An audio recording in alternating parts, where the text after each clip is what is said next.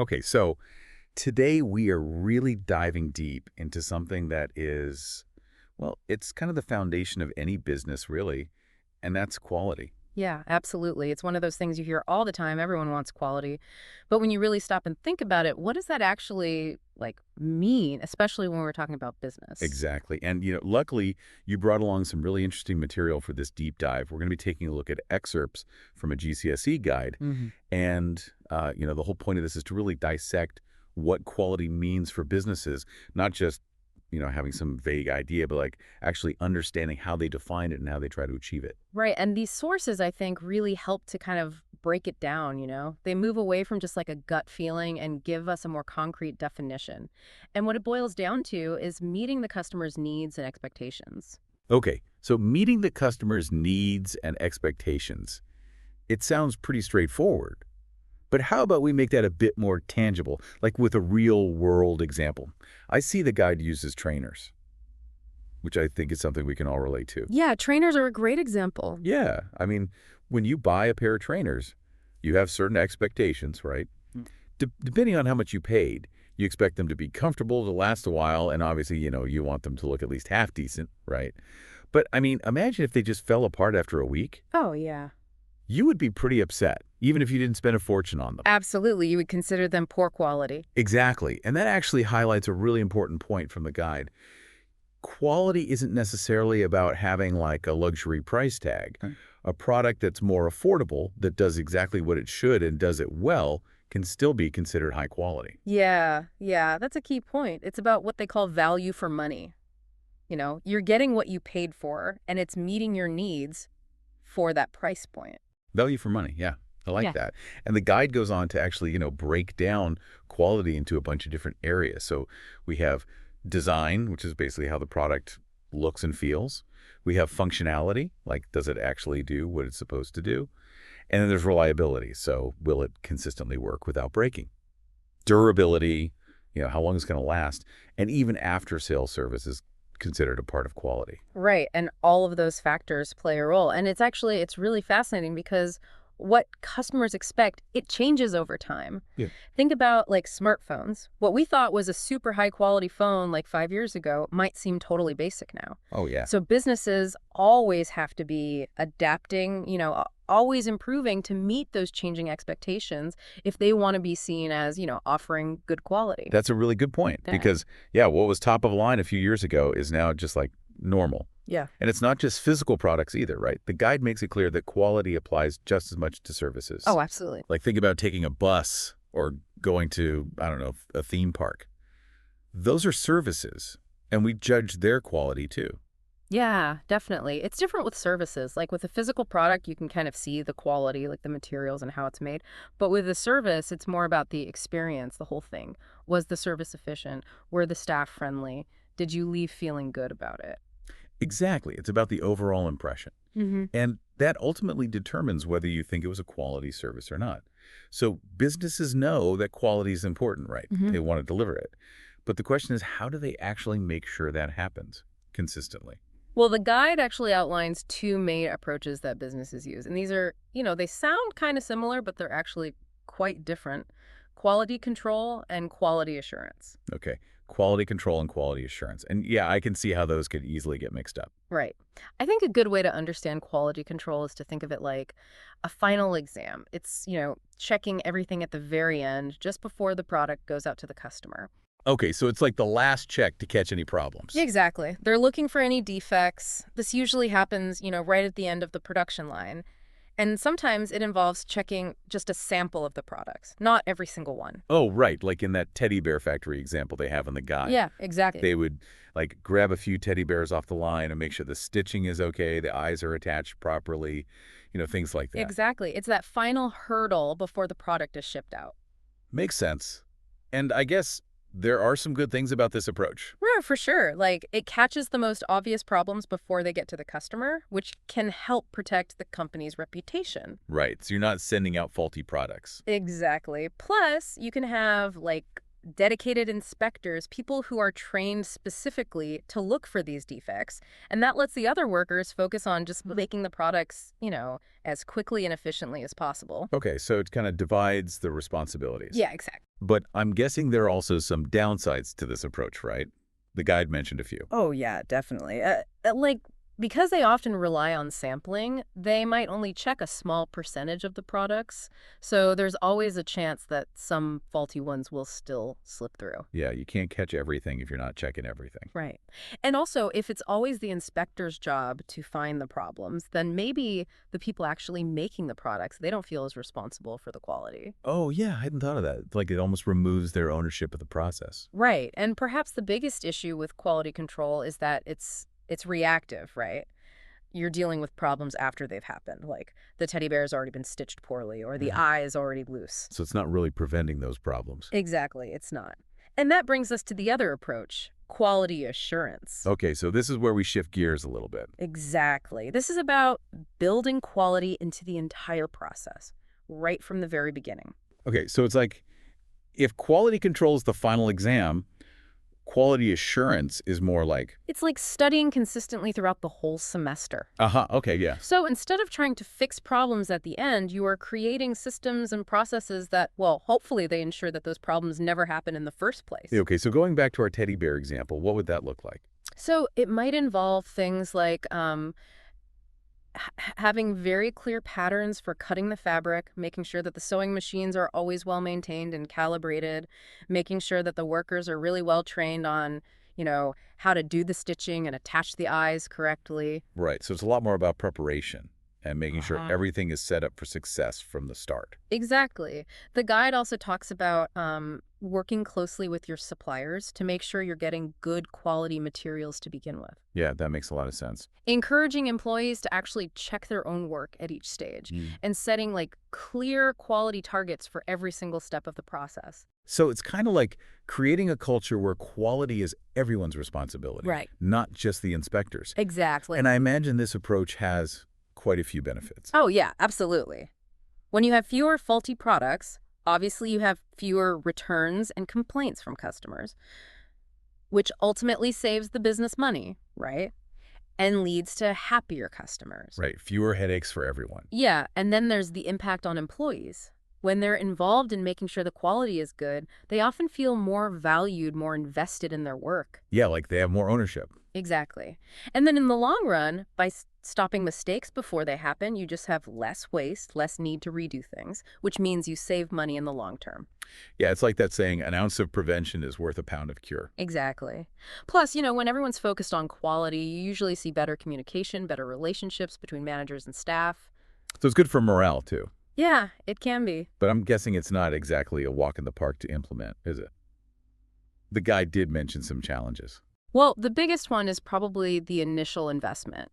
Setting up all these systems and providing proper training for everyone, that takes time and it costs money. Right, so that initial hurdle could be a barrier for some businesses. Definitely. It requires commitment. But, when you compare quality control and quality assurance side by side, I think the differences are really stark. Yeah, I think so, too. Like quality control, it's about finding defects at the end, it's reactive. The responsibility is often just on one person or a small team. And while it might seem cheaper at first, you could end up paying more in the long run because of unhappy customers and product returns. Right, and then you have quality assurance, which is all about preventing those defects in the first place. Right. It's proactive. Everyone is responsible for quality. And while there is a bigger upfront investment, you're aiming for fewer problems and ultimately less cost over time. Okay, that's a really helpful breakdown. So we've covered these two approaches, but then the guide introduces this whole other concept, total quality management, or TQM. Yes, TQM. This one is a bit more, well, it's bigger. It's not just about the production line. It's about how the entire business operates. Okay, so it's not just a set of techniques, it's more like a philosophy. Yeah, exactly. It's about making continuous quality improvement a part of every single thing the business does. And the key here is that everyone, from the CEO to the newest employee, has a role to play in achieving and maintaining that quality. Wow, so it's truly company-wide. Mm-hmm. And it's not just about the product itself. No, not at all. It extends to customer service, the back office stuff, even just internal processes, like how things are done within the company. So it's really about identifying and eliminating anything that's wasteful or inefficient. across the board. Absolutely. Now, the guide does a good job of laying out the main principles behind TQM. It does. And one of the biggest ones seems to be teamwork. Yeah, that's crucial. People from different departments have to work together, to solve any quality-related issues. And then there's this idea of aiming for zero defects, trying to get everything right the first time, every time, so you're minimizing errors. Okay, so it's about setting the bar really high. Yeah, and then there's continuous improvement, which is just this mindset that you can always be doing things better, even if it's just small tweaks here and there. And of course, you always have to keep the customer in mind. You have to constantly be trying to understand their needs and make sure you're meeting those needs, even as they change. Right, so it's all about staying ahead of the curve. Yeah. And it sounds like with TQM, your employees can't just be skilled and well-trained. They really need to be invested in this idea of quality.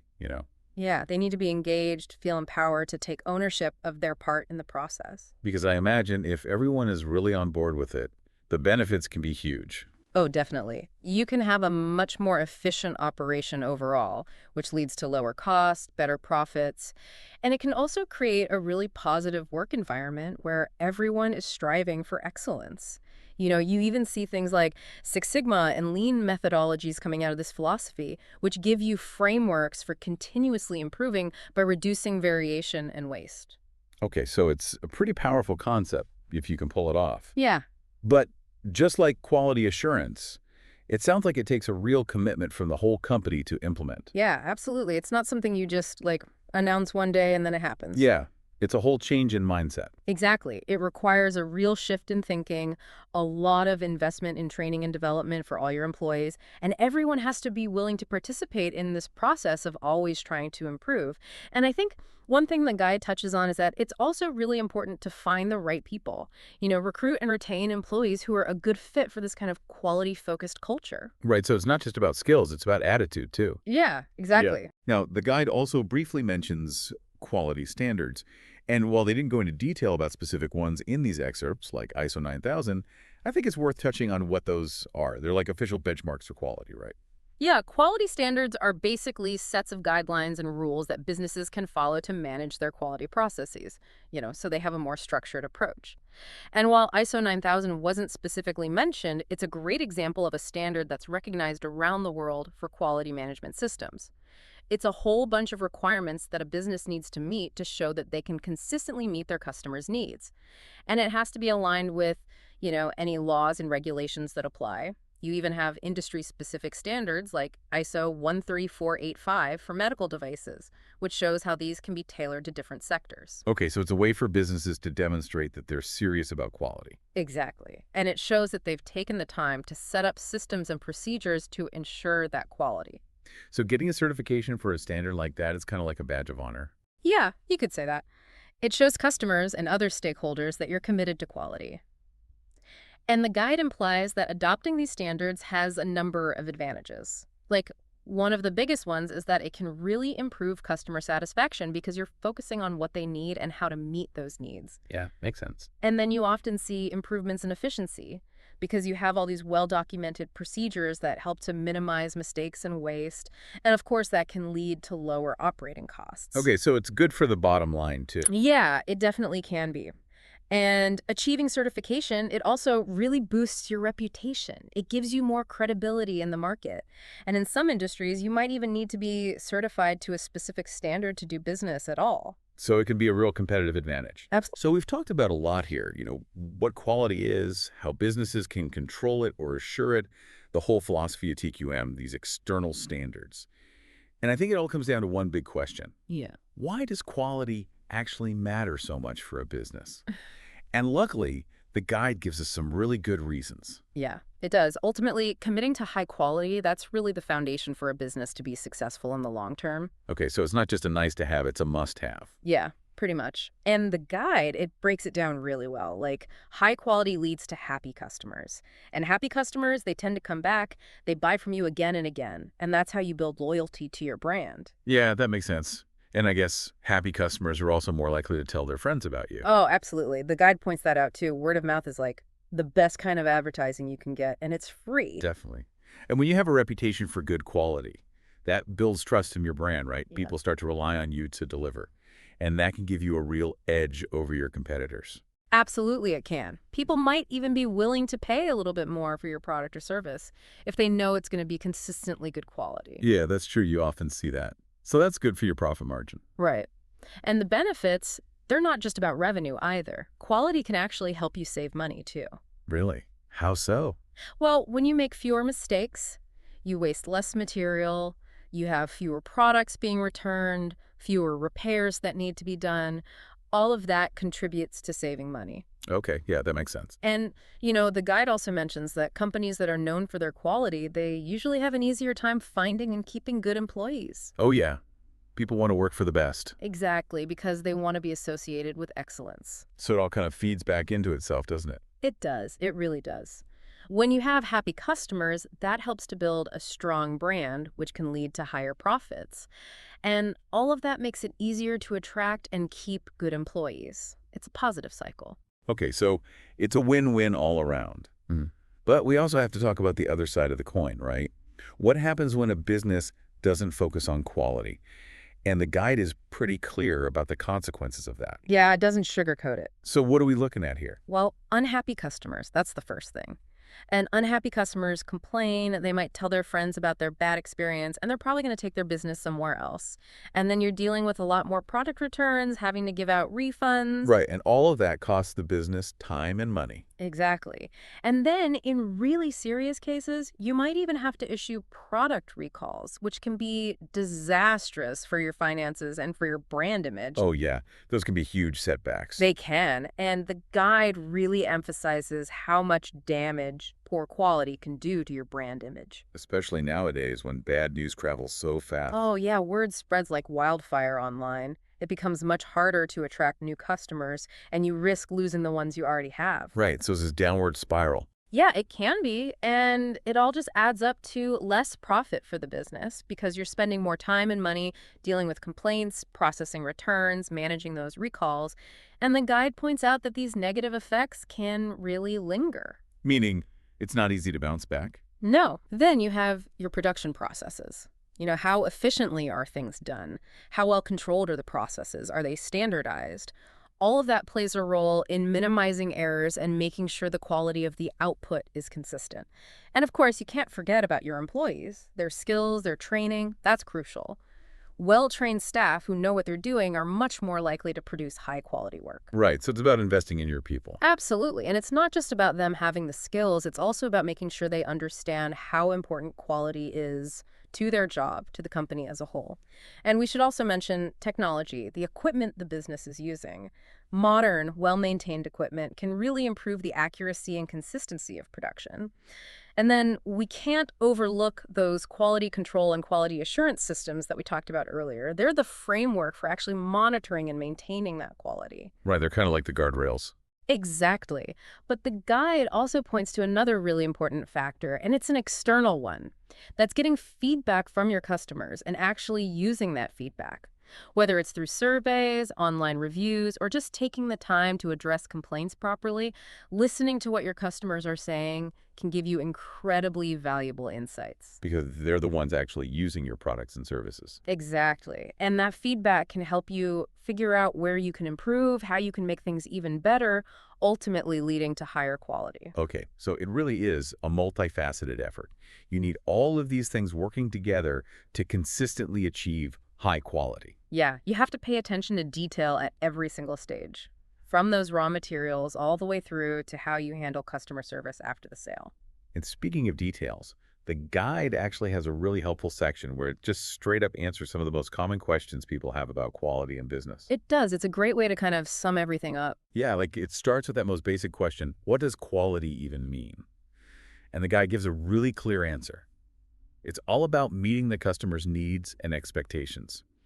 Thinking about things like the design, the functionality, the reliability, the durability, and how much value for money the customer is getting.